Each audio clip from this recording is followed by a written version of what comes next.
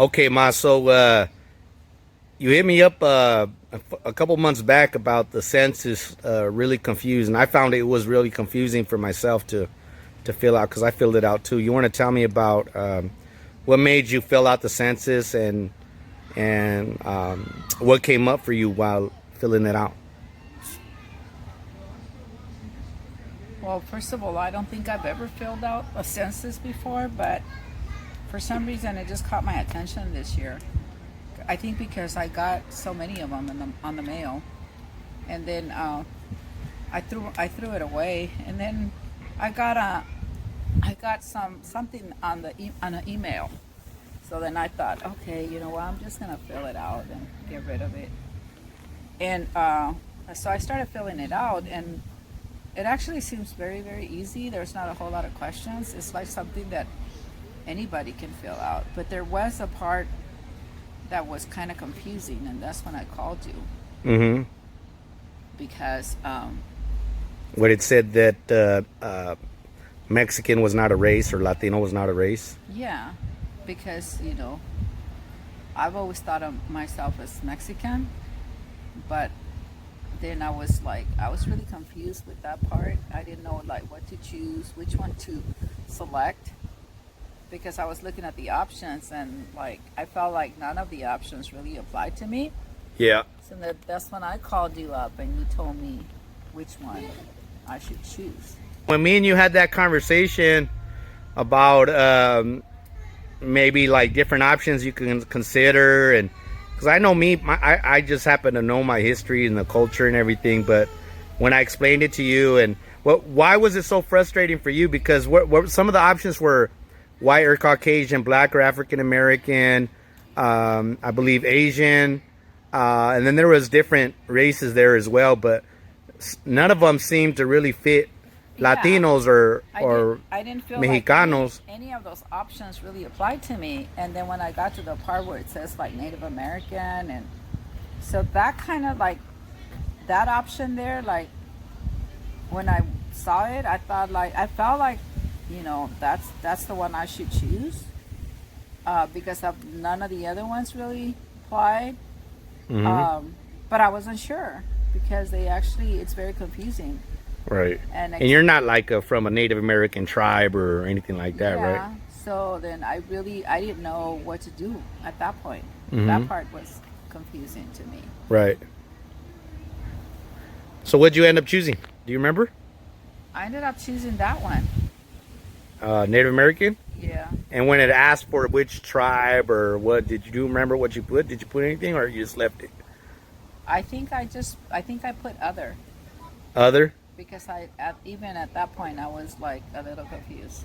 Right, right. But I thought, this is gonna be the closest to. Yeah, I thought I felt the same way, only because obviously you could choose. One of the first questions are you Latino, Hispanic, or of Spanish origin of some type, and so you click on that one thinking you're good, and then you could, I think at some point you could choose Mexican or whatever nationality. Because Mexican's a nationality, although a lot of us, we think it's a race. It's not a race, it's a nationality. So we're able to choose Mexican, but then it goes to the next one. Well, what kind of Mexican are you? Mexican or Latino is not a race. And then you're stuck with all these different ethnicities, mm-hmm. Because it's really asking your ethnicity or your race, right? Are you Caucasian or white? Are you black or African American? Are you American Indian or Native American Indigenous? Are you Asian? And then it has a few other choices, but none of them seem to be really comfortable of what we are as Mexicans, or myself, I consider myself Chicano, so there's nothing really there that really feels right. You know what I mean? So it is real confusing, huh? Yeah, it's very confusing. It's something that should be so simple. Right. It could be so simple. It's very confusing. Mm-hmm. Mm-hmm. It's almost like, you get to that point and you're stuck. Okay, what do I do? Right. Nothing seems to fit. And I remember I was talking to you in Mexico. So I remember when I spoke to you, it was in Mexico, there's a census as well, but it's a little different. So there on the census, there's there's probably more categories, but generally there's three categories. There's white. There is white, but it's more so like criollo, what they call criollo during the caste system. And then there's mestizo, which is mostly what most Mexicans are. You know, we're mixed with Native American, some type of Native American and some type of Spanish, but we can't name a Spanish country or town we're from for the most part. And we can't really name a tribe that we come from. You know, we just know we're Mexican. And then there's also the Indio, you know. And I think in the Mexican census, there's, from my understanding, there's 10% white, which is usually what you see on the novelas. Like, you know, a lot of them they have color hair, color eyes, really light skin. And then there's a large percentage is actually mestizo, which is 60%. And then you have 30% that's Native American, or in Mexico, you just call them Indios. But when we try to, that census is completely different from what it looks like. It's probably easier to understand in Mexico, but here in this country, I think it's a little frustrating because we make a large percentage of the population, actually, especially in California, huh? So, Ma, you're gonna get a job or what for the census or what?